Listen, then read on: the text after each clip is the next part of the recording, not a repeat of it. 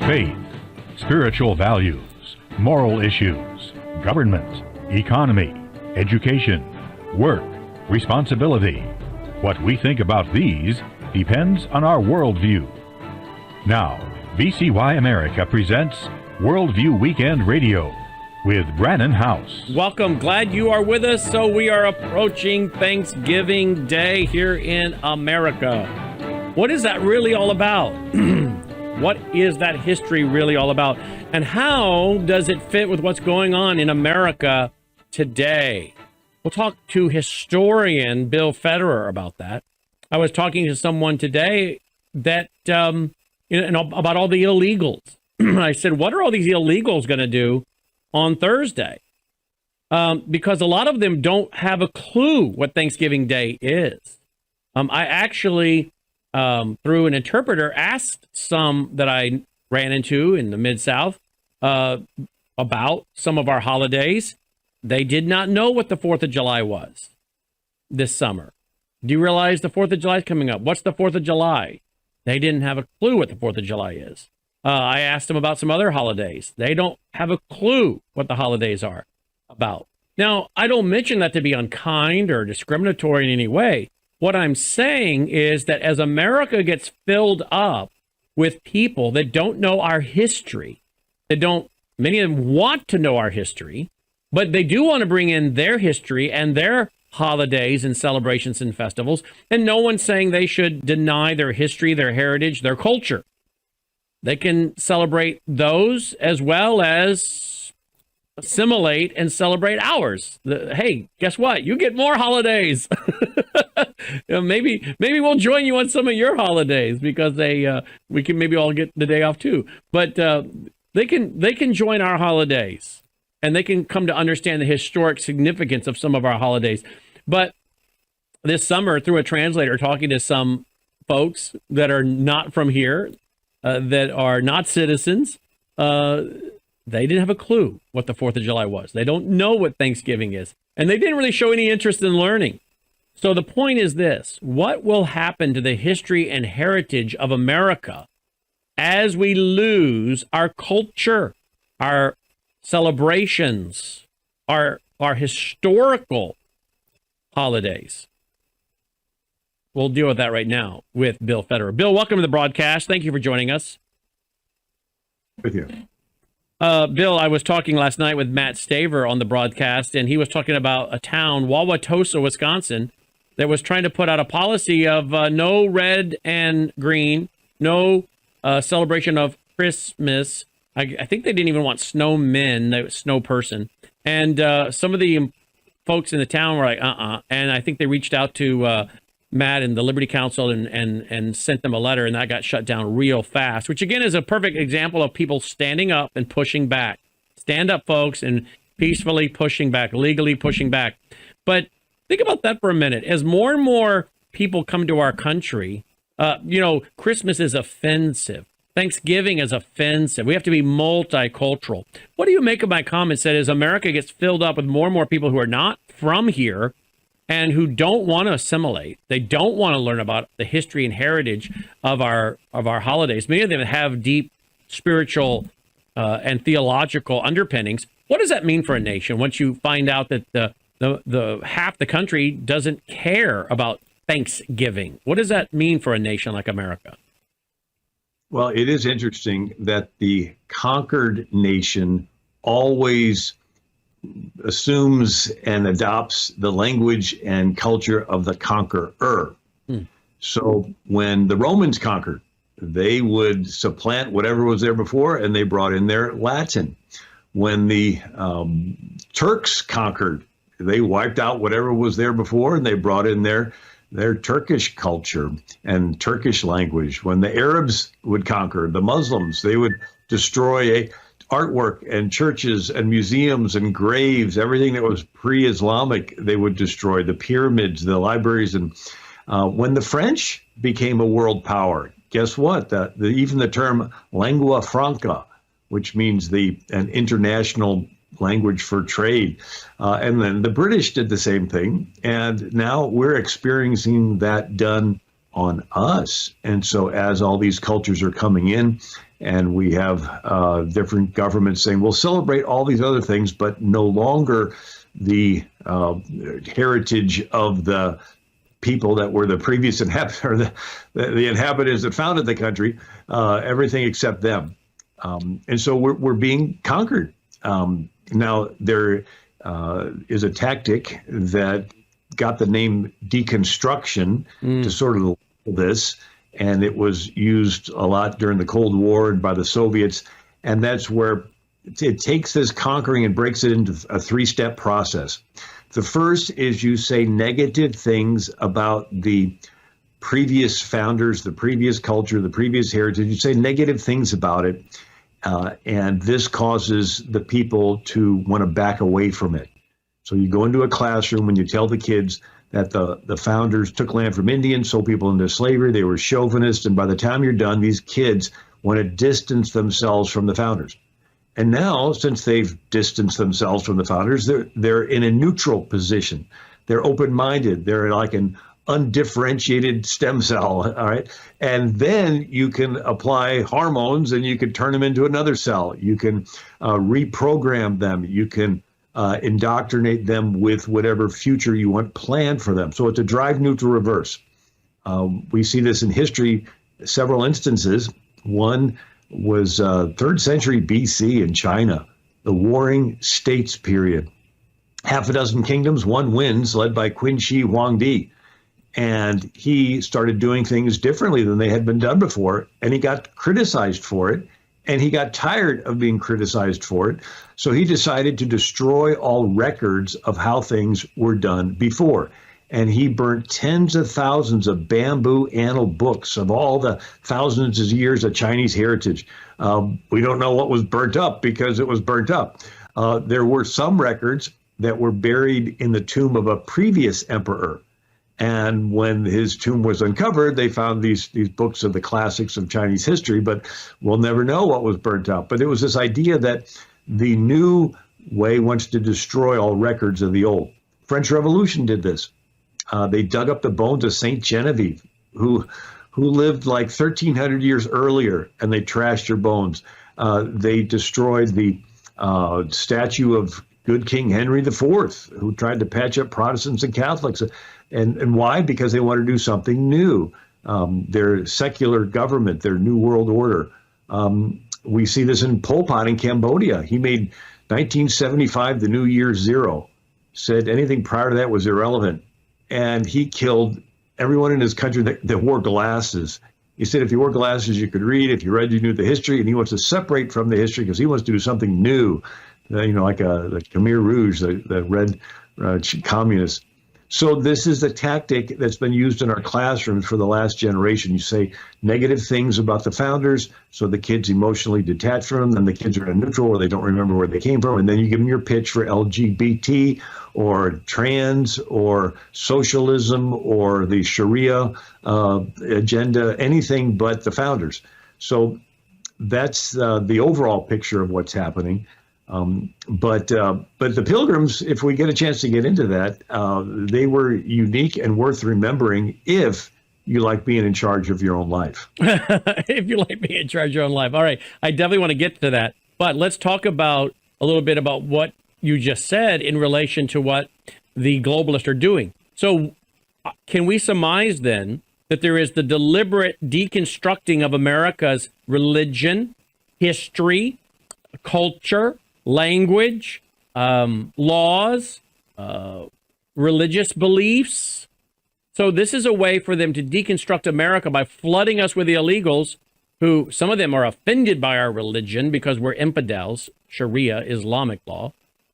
Some, they don't care one bit about our history or the Christian values underpinning them, as we're about to find out from the real observance of the first Thanksgiving, thanking God. That's offensive to them.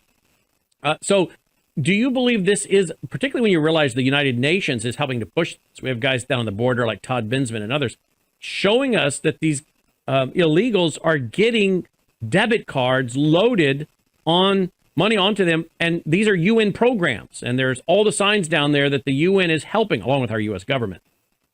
So that would make sense that the United Nations wants one world, one government.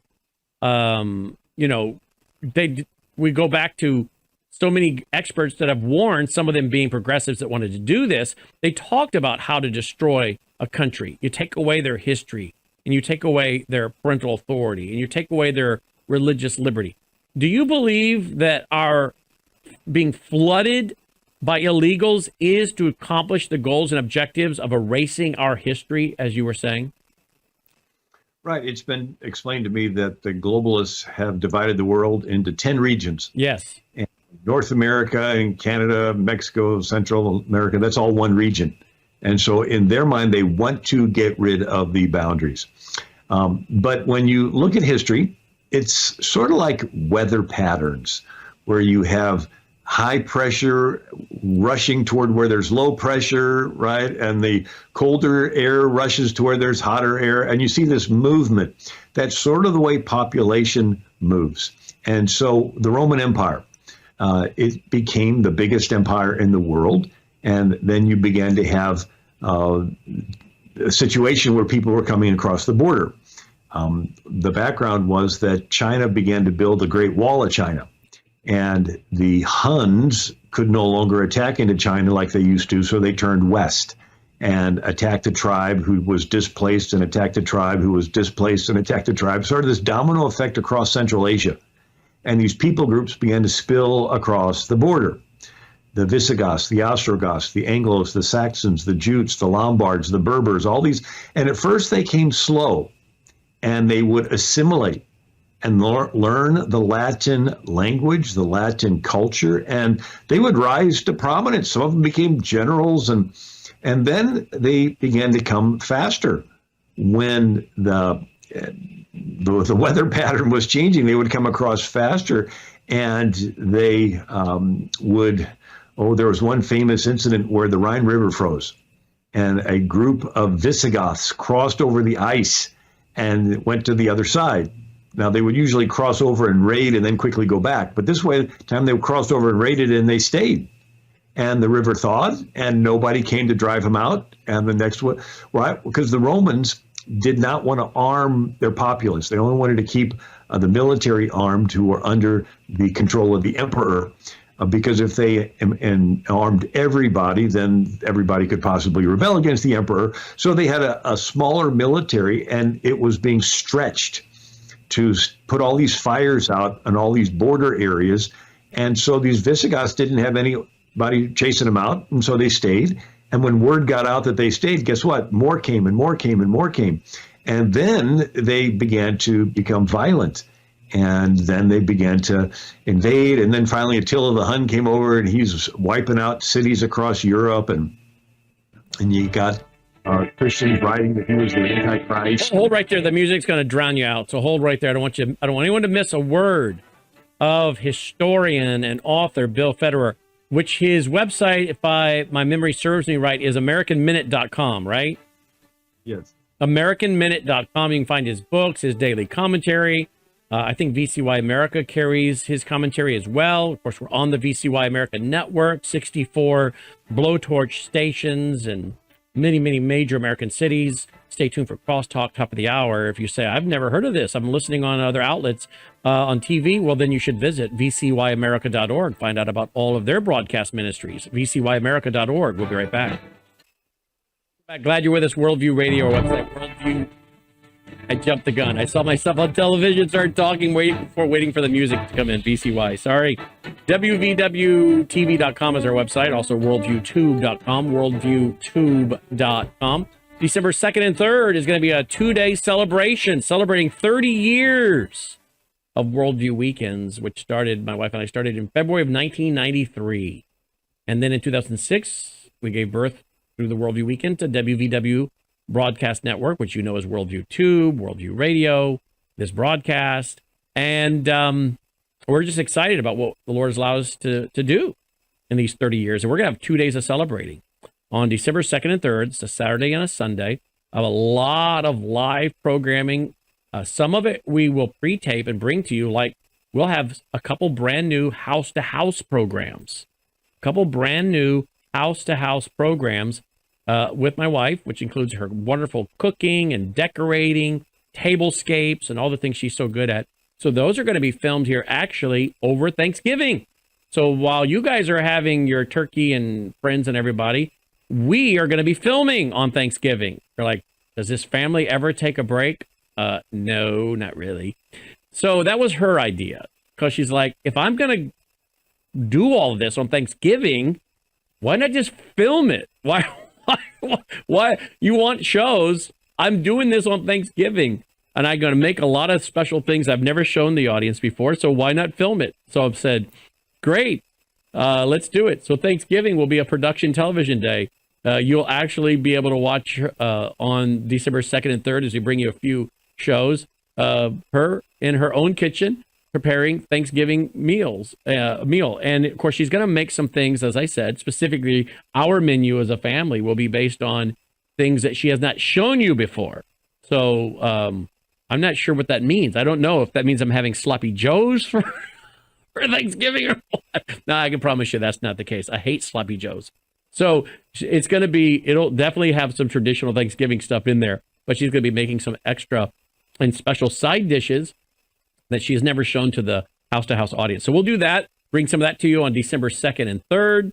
And we're going to have some special presentations by Dr. Peter McCullough and others. So we're excited about that 2-day celebration. Hope you can join us.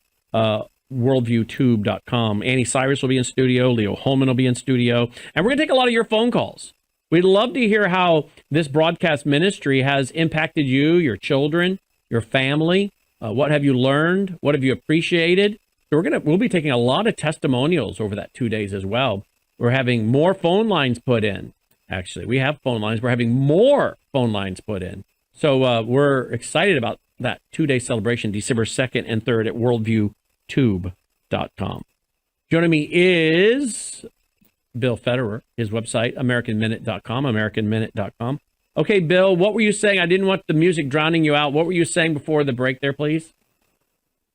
Well, just how migration of populations move based on opportunities. And so if you have a poor country and there is a successful country, people will want to move there. First, they come slow, and then they come faster. And then it goes from immigrating to attacking. And it becomes violent. And then eventually the country gets conquered. And when it begins to go down, well, then on the other side of the planet, there's usually another kingdom or civilization that's growing. And then you begin to see this movement in another direction. And it's a fascinating study. There's 6,000 years of recorded human history where you can watch this happening. And the British Empire is an example of that. So the British Empire became the biggest empire in the world. They colonized, and then they opened the doors for people of the countries they colonized to come back to Britain. And they come in small numbers and large numbers. And now Britain is basically turning into an Islamic country with Pakistani mayors and governors and prime ministers, people. Now it's fine to have people from other countries, but they are losing their heritage. And in fact, I think it's over. I think it's over. My opinion, you can disagree, but I think it's over for the UK. I think Great Britain has given up their country. It's over. When you have the Islamists blocking traffic, throwing down their rugs, and praying right out in the middle of the traffic, and stopping traffic, and nothing happens, that is a sign of conquest. That's what my friends like Usama, Sharam, Annie say. This is a sign. Robert Spencer. They say these are signs. They're letting you know that they have conquered. They have moved from the lower house to the upper house. As you say, they've got a Muslim mayor in London. I think Great Britain's done. What are your thoughts? Well, they've closed hundreds and hundreds of churches. Yes. Partly because they've embraced the LGBT agenda. And there's no conviction of the Holy Spirit. And so the church attendance goes down. And guess what? The Islamic attendance grows. and hundreds of mosques are opening up. And they're, by the way, go to having these- babies. They're having multiple wives and multiple babies. So they have a population explosion. The Muslims do. And it is interesting that the Western countries have welfare. And if a woman has children and she's single, she gets welfare. And so a Muslim will come in and he will put 4 of his wives in different apartments and houses, and they will go down to the welfare office and say, my husband's not around, and they get welfare checks. And the husband will visit his different wives, and the more children they have, the bigger the checks get.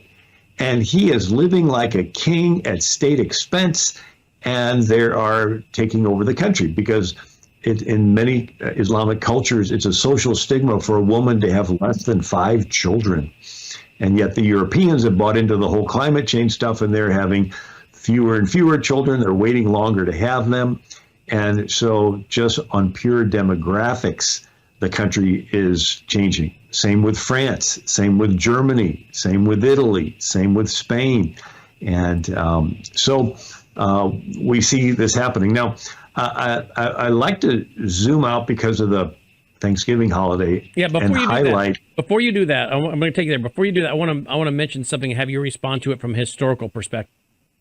This weekend, I had a phone call for over an hour with an elected official in the Mid-South. I don't know if I mentioned this, how much I mentioned this on this broadcast. I think I mentioned it a little bit last night on TV, but I want to mention it here for your response. So, audience, if you've heard it, indulge me. So I had a conversation for over an hour with this elected official in the Mid-South on Saturday. And this individual is very busy, also running a couple businesses. He has about 3 companies. So he's very busy as an elected official, but he's also very busy running multiple companies. He doesn't have time to listen to my broadcast, apparently, which is fine. I'm not offended. And so he is not telling me things based on what he knows I'm on the air saying. He's not saying things based on the fact he has sat and listened to another broadcaster who's convinced him of these things. So that's important. As I'm gathering data and information, I like to know, how did you come to your conclusion? I need to know that. I want to know that. Because if he's just parroting what he's heard by talk radio or someone else, I need to know that. Well, the guy isn't. Like I said, he's running multiple companies, an elected official. He's very busy because of the size of his employees. He doesn't have the ability to sit undistracted and listen to a broadcast because he's up moving around a lot. And so these are conclusions he's come to on his own as a business owner and as an elected official. And what he said to me this week was, he said, Brannon, you do realize we're going to a civil war, right? Now, he said it to me as though, again, he doesn't realize this is what I've talked about for a lot of years, including having that in the subtitle of my December 2019 documentary, Siege. I said, well, you know I talk about that. No, I don't. I said, well, that's wonderful that you are telling me something from your own experience, not because you're parroting someone else. Tell me more about that. Why you say that? This is his ground level view. He said, because the crime is so exploding around the country, and he could only speak to that in the Mid-South. And he said, what is going on is they have so destroyed the businesses in Memphis, Tennessee, that there's not a lot of businesses there after COVID and crime that have a lot of wealth to keep destroying or stealing from. So they're now moving to the affluent suburbs to carry out their crimes. And where they used to not go, they're willing to go now. And I said, well, why are they willing to go where they would not go before? Because they knew the cops were going to deal with them and the court's going to deal with them harshly. And he said, because now you have 30-year-olds and 40-year-olds who are the bosses of these crime rings, if you will, these gangs, and they're getting the 15 and 16-year-olds, 17-year-olds to carry out the crimes because they know that those kids are minors and their mama can come down there and sign and get them out of jail and go home. So they're choosing to use juveniles to carry out their crimes. Now, the individual said they have the ability in some of these suburbs to know exactly who's coming into their town or city limits. They have technology that is able to scan a license plate immediately. And some of you maybe don't know that are listening that this goes on, but I'll tell you right here. I know for a fact in the Mid-South, some of the neighborhoods, your HOA has set up technology, and every time you come into your neighborhood, your license plate is being read. They know when you're coming in, when you're going out, but they also know who else is coming in and coming out, so they can try to figure out who's not supposed to be in there and who might have just come in here and committed the break-in at some house. Well, here's what's going on with the city. That's the HOA's doing that. I know that for a fact in the Mid-South. I know that's happening around the country.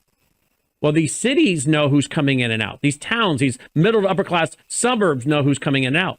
And this businessman told me, and he took one particular community in the Mid-South, middle to upper class community, and said, in that town, 200 cars a month are coming into that community that are stolen. 200. They're getting about 30 of them out of that 200 in a given month, where they are able to alert the police. The police are alerted. They're able to pull them over and deal with it. 200 cars a month coming into the community stolen. Why? They're filled with young minors who are carrying out crimes in stolen cars. They can then dump those cars. And if they do get caught, because they're minors, there's not as much of a harsh penalty on them.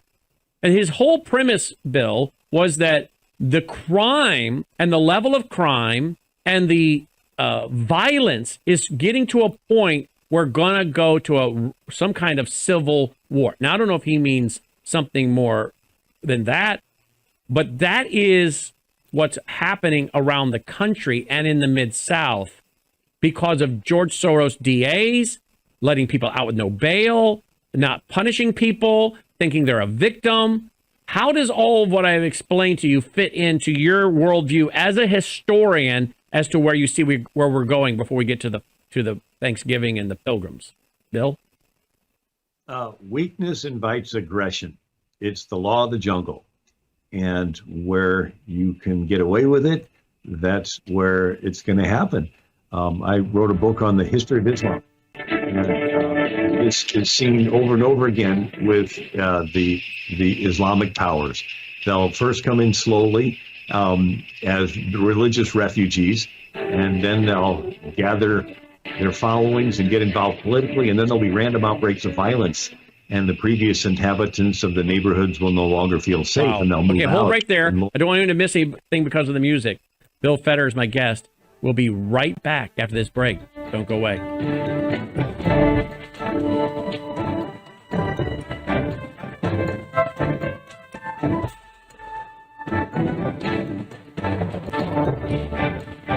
All right, welcome back. Glad you are with us. Worldview Radio, our website, worldviewradio.com. My guest is Bill Federer of AmericanMinute.com. AmericanMinute.com. Bill, so we are now seeing the breakdown of society, the normalization of crime. Violent crime is skyrocketing, dehumanizing, the devaluing of life. And so we are, I'm afraid, the local official said, Brandon, you know we're headed towards civil war. Like, I didn't know this. But he's giving it to me from his perspective. As a and I don't want to see a civil war. I really don't. I don't. But I cannot deny the warning signs. And I think that's what the globalists and the Marxists and the Islamists, that's what the Red Green Axis wants. As a historian, please don't hold back. What do you think about what you're seeing from a cultural and Christian worldview perspective? And what do you make of the elected official in the Mid-South saying we're headed to a civil war? What do you see as a historian? Please don't hold back. Well, it brings to mind a week ago, I gave a conference at Regent University with Michelle Bachmann on the history of Islam and Israel and what's going on in the Middle East. And I highlighted the Muslim Brotherhood. It was started in 1928 by al-Banna, an employee of the British-run Suez Canal Company, and 5 of his friends. And so the Muslim Brotherhood based its strategy on the 2 cities Muhammad lived in. In Mecca, Muhammad was a religious leader. In Medina, he transitions to a political and military leader. And so the Muslim Brotherhood said, let's infiltrate all of these countries in the Middle East as religious Muslims. And then when the signal is right, given, we switch to a political militant and we get violent. So after World War I, the Ottoman Empire is gone. And this was a 700-year Muslim empire. It's gone. It was a blow to the Islamic world in the same way that when the World War II ended in Japan with the atomic bomb, the Japanese felt that their emperor let them down and their religion let them down. And so they were open to Western ideas. And so after the Ottoman Empire fell, World War I, the Middle East was open to Western ideas. And you had a leader named Ataturk in Turkey. And he set up a secular government. He outlaws the fezzes and the burqas. He outlaws the Arabic language. He educates women. And he said Mohammedanism is nothing more than Arab politics. It may have suited tribes in the desert. It's no good for a modern progressive state. You have Gamal Nasser in Egypt. And he said, I met with the Muslim Brotherhood. You know, he told me he wants me to put a burqa on every woman in Egypt. He said, you have a daughter in the School of Medicine. She's not wearing a burqa, and you want me to put one on 11 million women? And the audience laughed. And then you have, and his family, they're all dressing in Western clothes. He's in Time magazine. Cairo, Egypt looks like Southern California with the Beach Boys, women in their swimming suits. You have pictures of Kabul, Afghanistan, girls in skirts going to colleges. You have in Iran, the Shah of Iran loved America. And there were, discos, and there were beauty pageants. And his wife was a very glamorous lady. She's still alive. His wife was a very glamorous lady who wore the finest of fashions and was watched around the world because of her fashion. And so the Muslim Brotherhood would infiltrate these countries and just be a moderate Muslim until the opportunity, which was basically the country showing its weakness, they would do an assassination. So Abdullah was the king of Jordan, and he was moderate, and he got along with Israel. And he was in Jerusalem, worshiping at the Al-Aqsa Mosque, and a Palestinian terrorist assassinated him, a Muslim Brotherhood affiliated person. And then there's Gamal Nasser, and he does the Camp David Accords and a peace treaty with Menachem Begin in Israel. Menachem Begin and Anwar Sadat get the Nobel Peace Prize. And he made peace with the Jews and the Western countries. Gerald Ford, everybody's meeting with him. Billy Graham meets with him. Pat Robertson gives him an award. And the Muslim Brotherhood infiltrated the Egyptian military, and they're having a parade. And the military is going past the bandstands, and the Muslim Brotherhood who had infiltrated, stop, turn, face the bandstands, lower their machine guns, and they empty them into Anwar Sadat and kill him, and then they wound Mubarak. And so you begin to see across the world that these countries want to become more Western, but the Muslim Brotherhood had infiltrated. And then when the opportunity presented itself, with the host country being off their guard, they would do these assassination attempts. And so the concern is that they are infiltrating Israel, and they were doing some inside stuff that allowed them to come in when the recent October 7th event. But they're coming into America, and we are totally off our guard. I've actually talked to military people, and they're clueless. They said, oh, the only thing we're taught about Islam is you're not supposed to offend them. I said, hello, when you are really careful not to offend them, you're posturing yourself as having been conquered.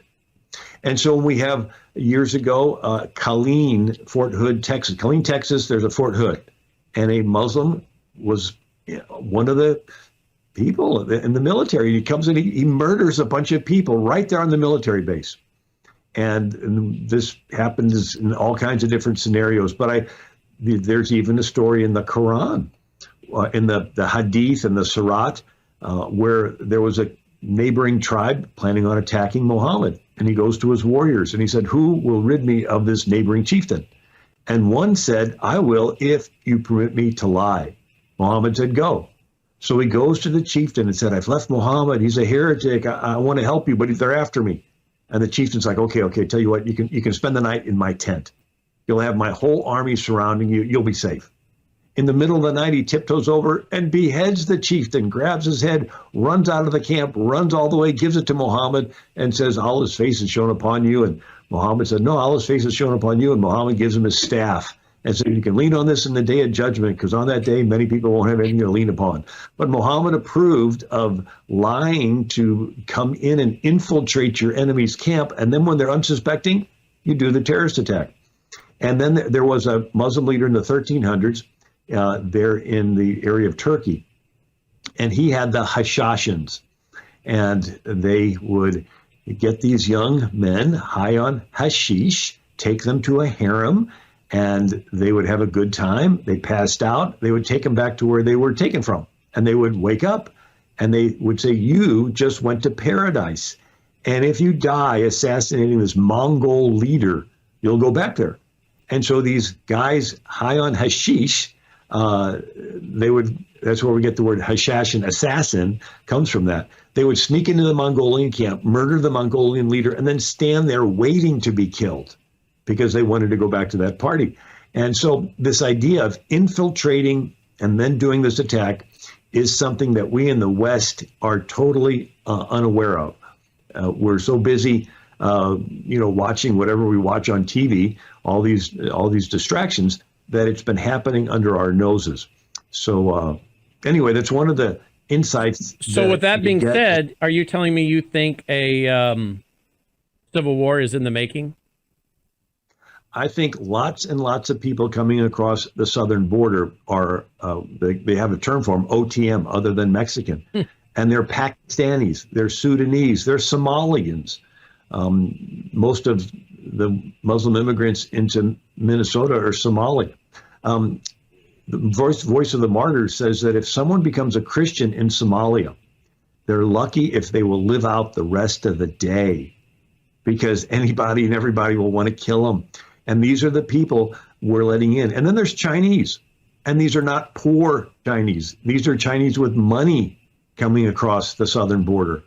And then Mayorkas even built a mall down in Panama and cut the Darien Gap in half. So they would fly into South America, and then they would come up through Panama. This Darien Gap is so treacherous with the topography that they've never been able to build a road. So it's very dangerous climbing. And so Mayorkas cut it in half by having them diverted to a river and having fast speedboats taking them to help them hurry up and come across the border. They want to bring as many people in before the next election. And I think a lot of them, they are intending to have them be Democrat voters. But I think another percentage of them are terrorists. And I think that they are sleeper cells waiting for the signal, very similar to the Muslim Brotherhood's model. All right, let's transition to the Pilgrims.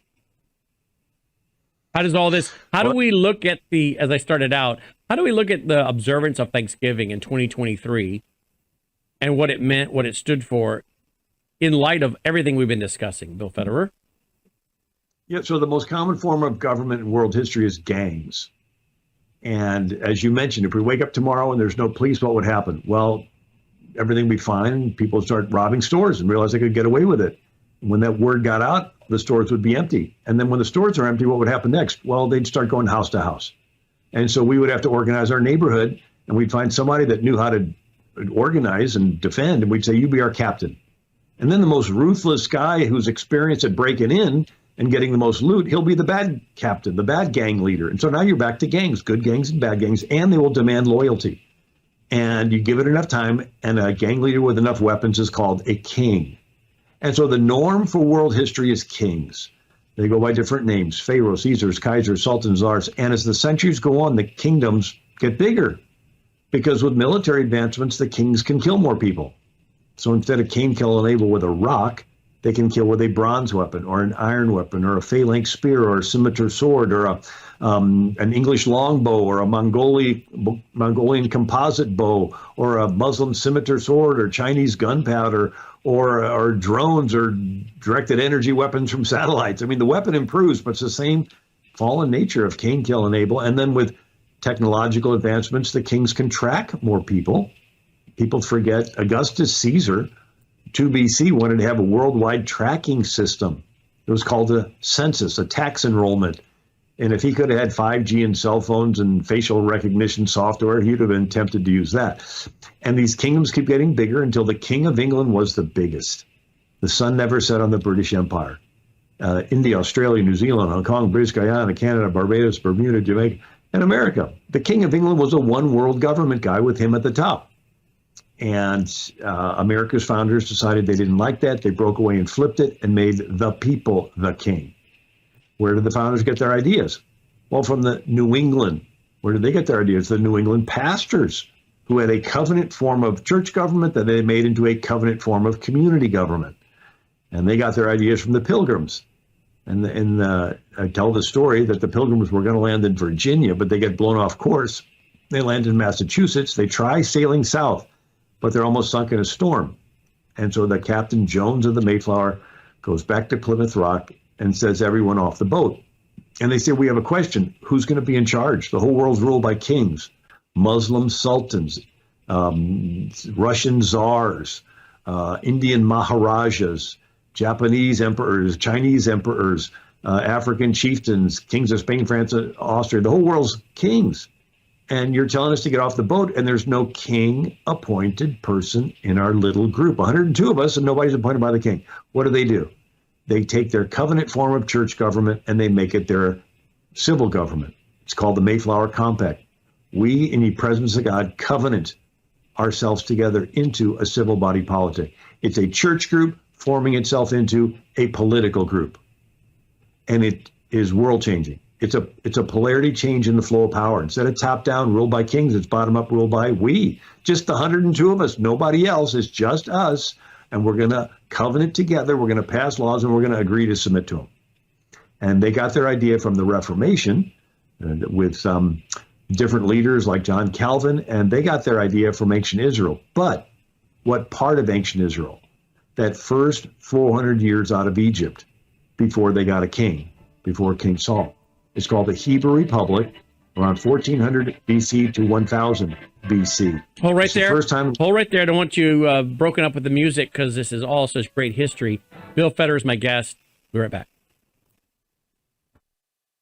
All right, welcome back. Glad you're with us. Worldview Radio, our website, worldviewradio.com, worldviewradio.com. Pick up where you left off. I'm not going to take calls today because there's so much important history here. Pick up where you left off, please, Bill, what you were saying about the history of Israel before the Exodus, where they didn't have a king. Tell me about that, please.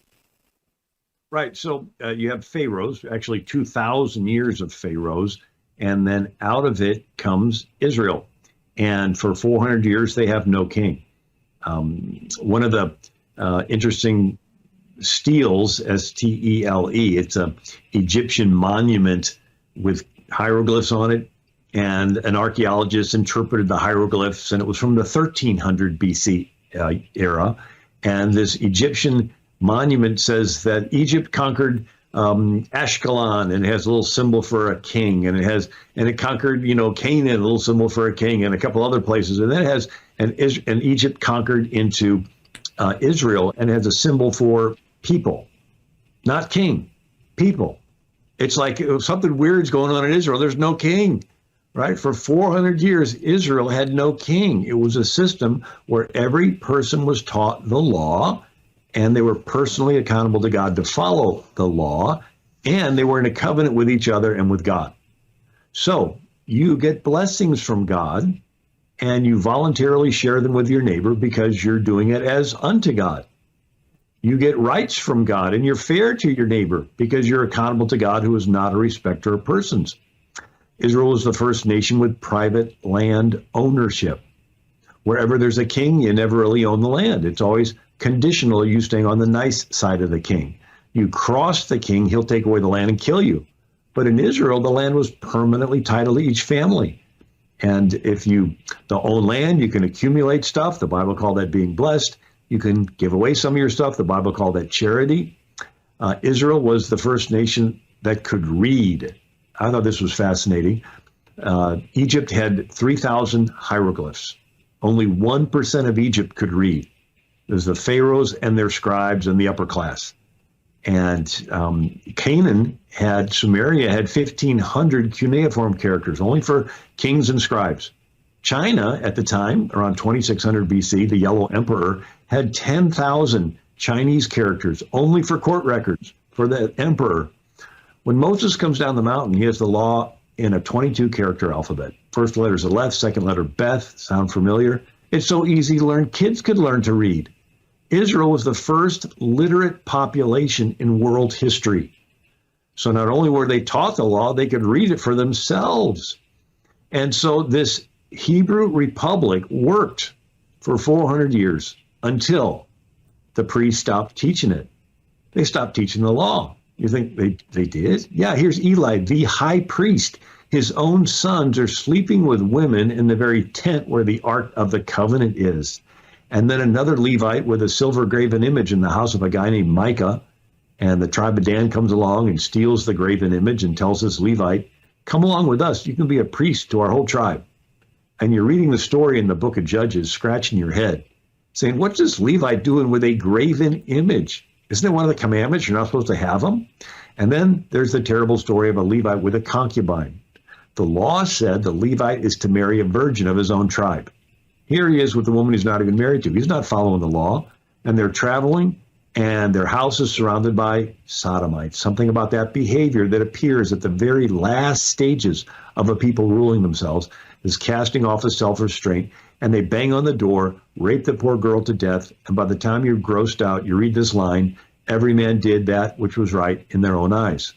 Why? Because the priests had stopped teaching them what was right in the Lord's eyes. It turns into chaos. They all go to Samuel the prophet, and they say the self-government system's no longer working. We want to be like all the other countries. We want a king. And Samuel cries, and the Lord tells him, they did not reject you, they rejected me. And so ancient Israel's original plan was to not have a king, everybody be taught the law, everybody have private property and be blessed. But they rejected that, and they got a king, Saul. Now, why is this important? Because the kings of Europe looked to the Bible for their authority, but they looked to the King Saul and on part of the Bible. The Calvinist Puritans and the Baptists and the Quakers that founded the colonies in America, they looked to the pre-King Saul period. This 400 years, millions of people, no king, everybody's taught the law, personally accountable to God to follow the law. So King Saul, in a sense, is the divider between England and America. And so when they say, well, Christians want to set up a theocracy, it's like, no, that's what we ran away from. We don't want a top-down king government. We don't want a president mandating things. We want a government from the consent of the governed, a bottom-up form of government where the people are in charge. And so this is what was going on in America. You had in 1630, King Charles II turns up the heat, and King Charles I, and then later King Charles II, and you have what's called the Great Puritan Migration. And it's a couple decades of thousands, nearly 20,000 of these Puritans flooding into New England. And you have this unique situation where pastors and their covenant churches are setting up cities. And there's a pastor, Thomas Hooker, and his church found Hartford, Connecticut. And his church members say, can you preach a sermon on how we're supposed to set up our government? And so here's the pastor, and he says the foundation of authority is laid firstly in the free consent of the people. And this is reflected in our declaration, government from the consent of the governed. And this is different from Europe, because in Europe, the king did not ask the people for their consent. The king has an army. The king claims to be divinely appointed. You obey him out of fear, mandates. And the founders in America say, no, we don't want mandates. We want government from the consent of the governed. And so we had the Revolutionary War. Actually, they had one building in each town called the Meeting House. That's where the rabbi or the pastor would teach the Bible, and that's where they would do their city business. The word synagogue means meeting house. That's where the rabbi would teach the law, and that's where they would gather together and do their city business.